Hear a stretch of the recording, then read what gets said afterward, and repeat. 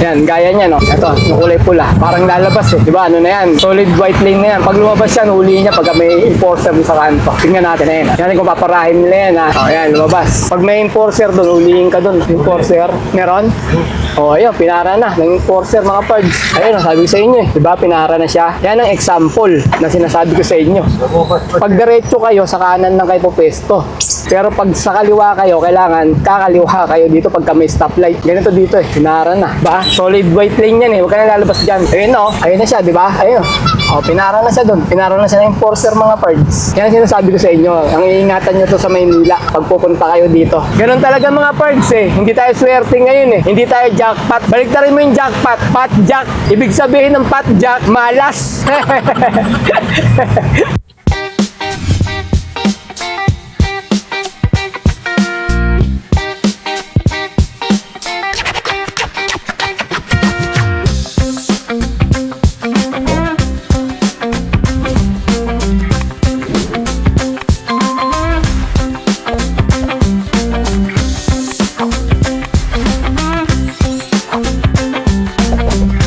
Good day, mga pards! Today is another booking day na naman tayo. April 14 ngayon, Tuesday, 2026. Time check, 9:43 AM. First booking from Nagkaisang Nayon going to Manila sa halagang 821. Ang layo ng pickup location ay 3.3 km.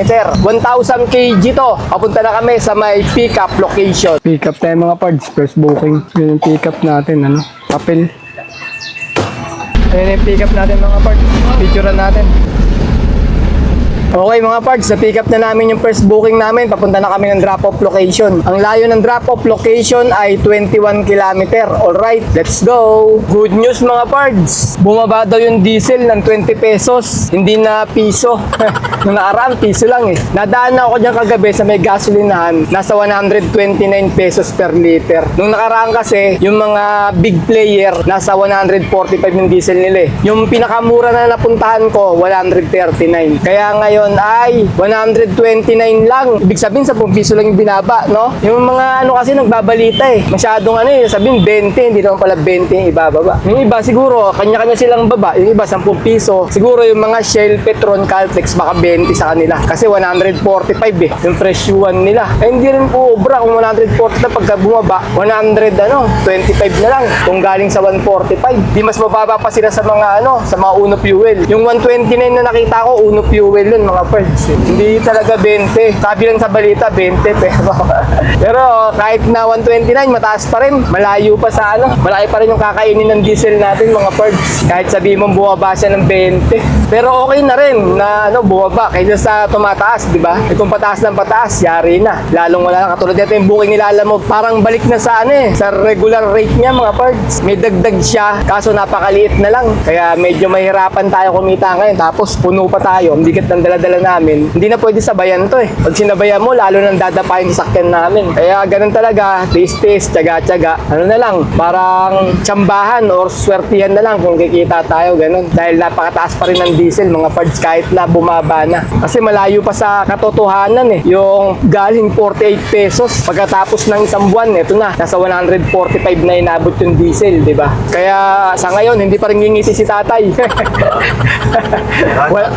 Kailangan daw isang daan ng ibaba para makangiti si tatay na talagang smile talaga na ano, yung sagad ng gantenga. Kung may iba lang matitirahan na malilipatan, ayoko na dito eh. Kasi araw-araw ganito yung binabagtas namin ni tatay na kalsada dito. Halos walang galawan, mga pards. Nagalaw pa unti-unti. Ayan, ganyan lang oh. Tapos hinto na naman na matagal. Ang hirap ng ganito araw-araw tuwing nalabas ka. Ay, sa wakas, makakalabas na rin ang traffic, mga pards. Kasi may Mindanao Avenue C5 na kami. Patawid, punta ng Talipapa. 10:58 nung inorasan ko, nasa may SM na Balitis kami. Doon nagsimula yung traffic. 11:56 na oh. 2 minutes na lang. Isang oras na. Bago nakalabas, isang oras, mga pards. Grabing traffic yan. Naubos yung oras namin dito ni tatay. Paglagpas mo ng Mindanao Avenue C5, wala ng traffic, mga pards. Yan, luwag na ng kalsada. Doon lang talaga, pinakatangi-tangi na sobrang traffic. Doon tayo, mga pards, sa may Nagtahan Bridge. Time check tayo, 12:35 PM. Pinanghali na tuloy kami dahil sa traffic. traffic sa may Novaliches. Yung deliver natin, dyan lang, paglagpas lang ng ano na to, Mabini Bridge, kakanan kami dyan sa may ano. Hindi ko alam anong street yun, nakalimutan ko. Itong deliver namin, malapit lang sa may Plaza Dilaw, mga parts. Doon yung ano, pag-deliveran. Parang printing press yata yun. Parang ipapaprint nila itong mga ano, mga papel na to. Lalagyan ng ano, ng pangalan, gano'n. Gugutom na kami ni tatay, 12:30 na. Tagal kasi sa may Carino Highway, grabe yung traffic doon. Dito naman wala nang ganong traffic mga nadaanan namin. Kundi doon lang talaga sa may Carino Highway ang traffic. Ito mga parts, dito kami kakanan. Ano pala to? W Zamora Street. Kanan kami dito.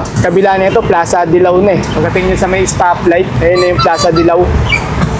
12:45 mga pards, nasa may drop-off location na kami. Bababa lang itong papel dyan, sa may printing press. Habang binababa yung mga papel mga pards, sabayan namin ng kain ni tatay. Ayun na 12:50 na.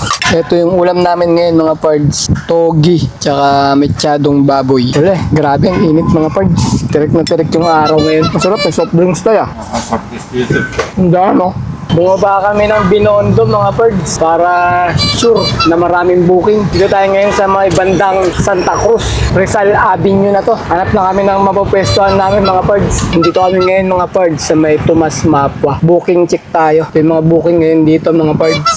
Dami. Bahala ka na mamili dyan at dumiskarte kung paano kakikita ngayon. Depende na sa mga pards kung gusto mo malayuan o saktong layo lang or malapitan mga pards. Bahala ka na dumiskarte dahil sa dami ng booking ngayon. Pero hindi gano'ng kataasan yung mga surcharge ngayon o yung mga dagdag pamasahe nilalamove. Kaya bahala ka na dumiskarte kung paano kakikita dito.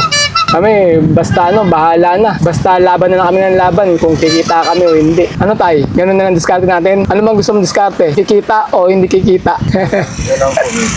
Kailangan kumita. Sino ba naman ayaw nang hindi kikita mga pards no? Nahilo na ako at titigin ng booking. Ang daming booking eh. Ang hirap maghanap ng magandang pamasahe mga pards. Wala tayong matsambahan na malaking surcharge. Puro pare-parehas, mababa yung mga booking. Pero may surcharge siya. Ang hinihintay ko yung malaking surcharge eh. Para makachamba tayo ng magandang pamasahe. Wala. Naduduling na ako kakatingin ng booking eh. Kaso nga, matadami, hindi ka makapili. Sobrang dami, hindi makapili.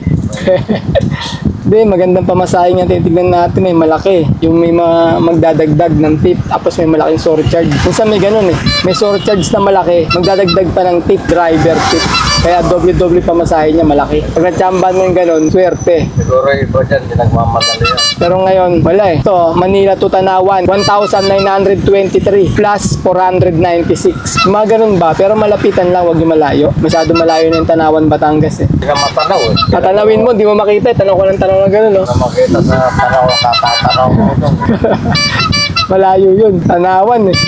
Time check, 1:57 PM. May second booking na kami. From Manila going to Manila sa halagang 523. Ang layo ng pickup location ay 1.3 km. 1,000 kg to. Papunta na kami sa may pickup location. Ang hirap maghanap mga pards, kaya malapitan muna yung kinuha ko. Sabi gagawin daw 600 yung booking niya. Kasi 523 lang eh. Pwede na rin to. Malapitan lang muna tayo. Pick up tayo mga pards dito sa may Promac Union. Dito tayo sa may ayan, recto na yun dyan. Sa kanan dito tayo sa may Santa Cruz. Ayan pala pick up natin. Washing machine.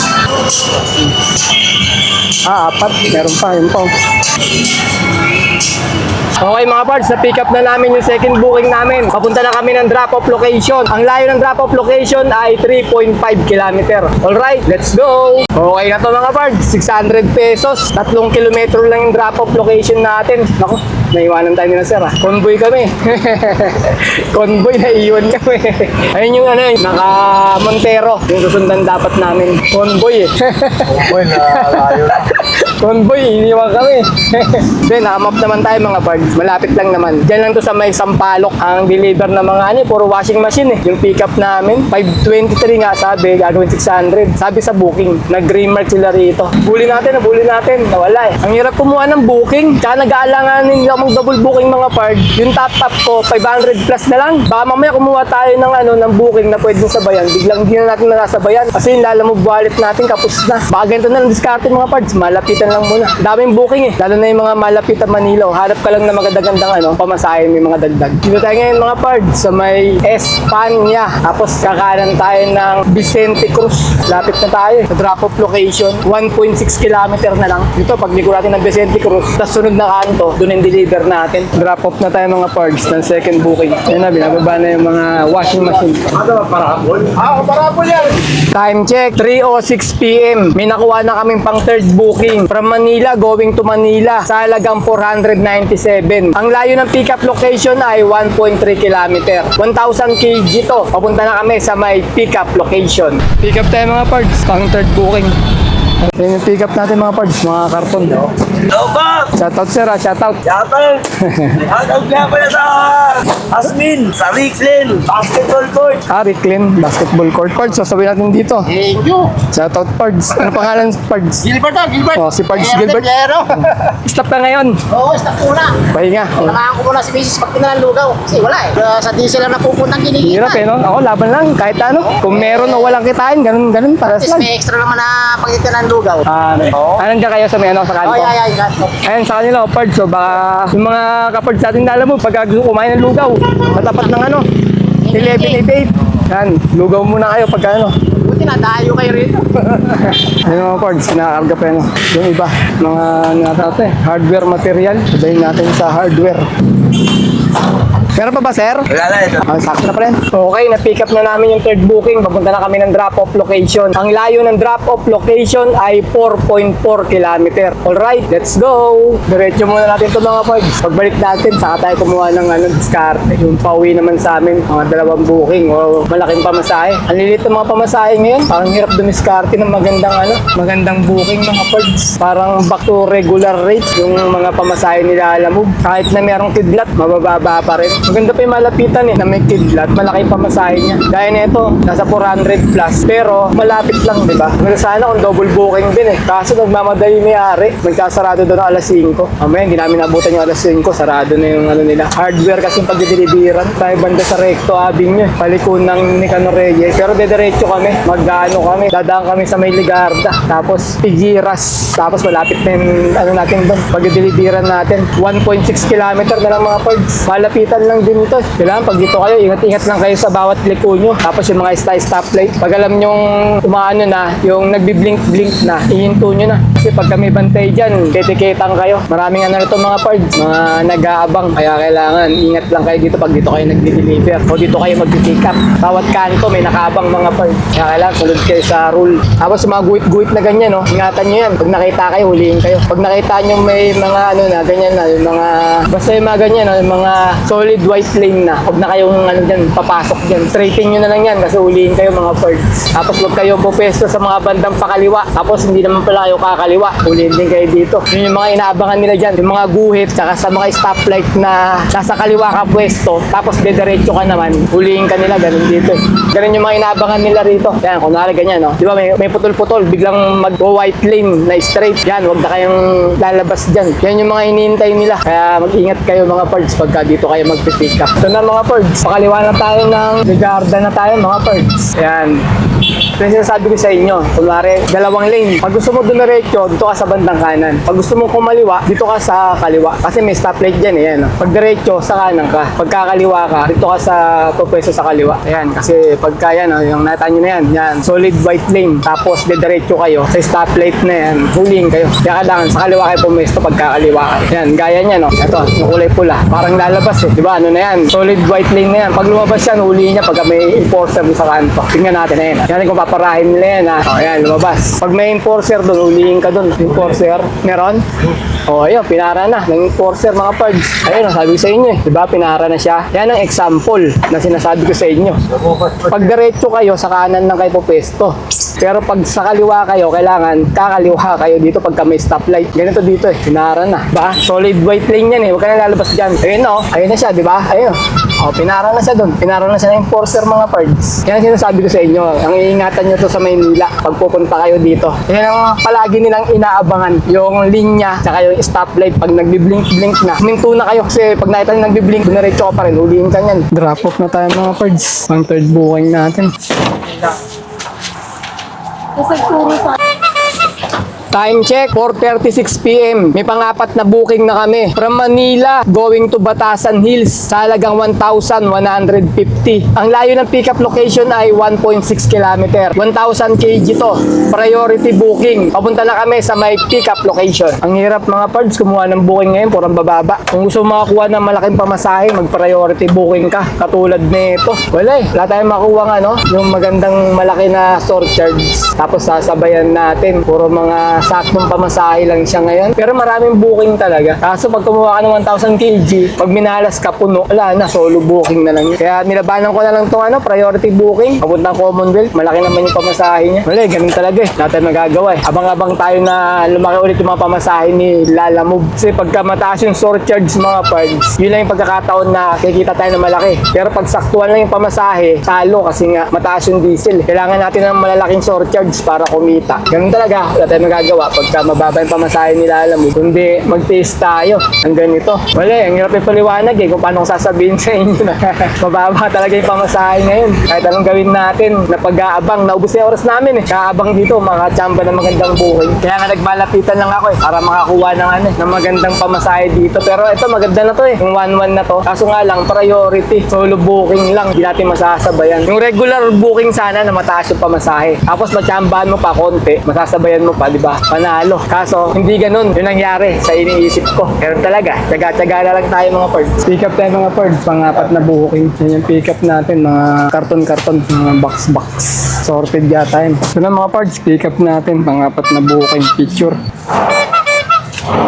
Okay, na-pick up na namin yung pang-apat na booking. Papunta na kami ng drop-off location. Ang layo ng drop-off location ay 19 km. Alright, let's go! Wala mga pards, di tayo swerte ngayon eh. Parang nakikinikinita ako. Maliit yung kita namin ni tatay ngayon. Marami siyang booking. Sa marami, kasong problema. Mabababa ngayon mga pards. Parang hindi sasapat sa pang-diesel natin. Kailangan double booking. Hindi man tayo makachempo ng double booking na papunta sa sa Novaliches, papauwi. Dahil alas 5 na lang hapon, 5:08 PM na. Kaya yung hinahanap namin ni tatay, papauwi na ng Quezon City. Wala naman may sabay na maganda. Yung makakuha ka ng dalawang regular, ganun. Ang hirap pumili, puro mababa. May machempo ka pa sa 1,000 kg na puno na agad, regular booking. Kaya ginawa namin, ganito na lang muna. Okay na to, palagay ko. Stop tayo, yun na stop eh. Go daw.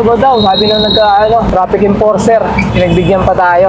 Kung laging ganito yung pamasahe mga part, tapos mataas pa rin yung diesel, mukhang mahirap kumita. Kailangan bumaba mo na yung diesel, tapos ganito yung pamasahe niya, ayos lang. Pero kung ganito pa rin kataas yung diesel, mukhang mahirapan tayo. Kasi kahit malayuan, mababa eh, sa palagay ko eh. Hindi over sa pang diesel natin yun eh. Buti yung pamasahe niya katulad nung nakaraan na mga biyahe natin, ganun. Kumikita tayo ng ganong kalaki. Ngayon parang hindi sasapat pagka ganito yung mga pamasahe niya. Maliliit yung mga surcharge niya. Parang yung lang, yung dating mga surcharge na mababa pa yung diesel. Ganun yung mga pamasahe na lumalabas ngayon ni Lala Move. Tignan natin kung kailan ulit tataas to. Antabayanan natin yung mga booking ni Lala Move. 5:28 ng hapon mga birds. Nandito kami ngayon sa may Quezon Avenue. Diretsuhin natin to hanggang marating natin yung Circle. Tapos Commonwealth. Kasi ang deliver natin sa may Batasan Hills. Bale, 15 km to mula rito. Malayo-layo pa tayo. Pero matraffic mga parts bago Circle. Yan na bandang West Triangle na magsisimula yung traffic mga parts. Kaya gagawin namin, pasok ako ng looban ng Diliman. Magchuchuwa toko ako. Patagos kami ng Peace Avenue na lang. Maganda-ganda pa rin eh. Kasi dito pag diretso mo to mula ron sa may West Triangle hanggang Circle na yung traffic. Drop off tayo mga parts, pang-apat na booking. Ang oras ay 6:27 PM. Ilang oras biyahe? Sir eh. Hindi ko na kung oras kami umalis doon. 2 hours? Parang 2 oras yata. Yan ang mga parts, binababa na yung mga karton-karton. Dito tayo magpagas mga parts sa Xfinity. 114 yung diesel nila. Mababa. Ayun kasi mga parts, yung diesel nila. Diesel X. 114. Kasi dun sa may banda sa amin, 129 eh. Ayan na mga pards, bumalik na sa kalahati yung diesel namin. Pagkatapos, ang nakonsumo namin ay 74 km. 1.5 yung diniesel natin mga pards. Sumobra pa nga siya ng konti, pero okay lang kasi pondo na natin yan dyan eh. Ayun nga mga pards, 74 km yung nagamit namin sa biyahe namin. Pero kasi, yung nakaraang rodo namin, kulang yung naikarga namin. Kaya umabot siya ng 1.5 yung kinrodo namin ngayon. Siguro siguro, kung hindi kulang, nasa 1.2 lang siguro yung diesel namin ngayon. Parang kulang ng 300 pesos eh, yung prodo namin nung nakaraan. Kaya ano mga pards, pauwi na kami ni tatay. Bale, mag-income reveal tayo. Nakaapat na booking kami sa maghapon at ang kinita namin ay 2,386. Pagkatapos, may nakuha kaming tip mga pards. Parang 40 pesos lang ata. Kaya pag inad ko dito, sabihin natin naka 2,400 lang kami. Pagkatapos, bawasan nga natin ng 1,500 na diesel. Saka ano lang mga pards, 100 na pangkain lang. Hindi na kami nagmerienda ni tatay. Nagda-diet kaming dalawa eh. Yung ulam lang, 100. Ayun lang ibawas natin. 1,500 tsaka 100, bali 1,600. 2,400 minus 1,600 equals 800 mga pards. Naka 800 lang kami ngayon na malinis. Labas na rin yung pangkain, pan-diesel, saka yung commission nilalamog. Ganun talaga mga pards eh. Hindi tayo swerte ngayon eh. Hindi tayo jackpot. Balik na rin mo yung jackpot. Pot jack. Ibig sabihin ng pot jack, malas. Ganun talaga. May araw na ganito. Hindi naman laging swerte, hindi laging jackpot. Minsan, meron din tayong pot jack. Pot jack. Nag-invento na naman mga pards eh, no? O, paano mga pards? Ayun lang. Kita-kita na lang ulit tayo sa mga susunod ko pa mga video. Maraming salamat.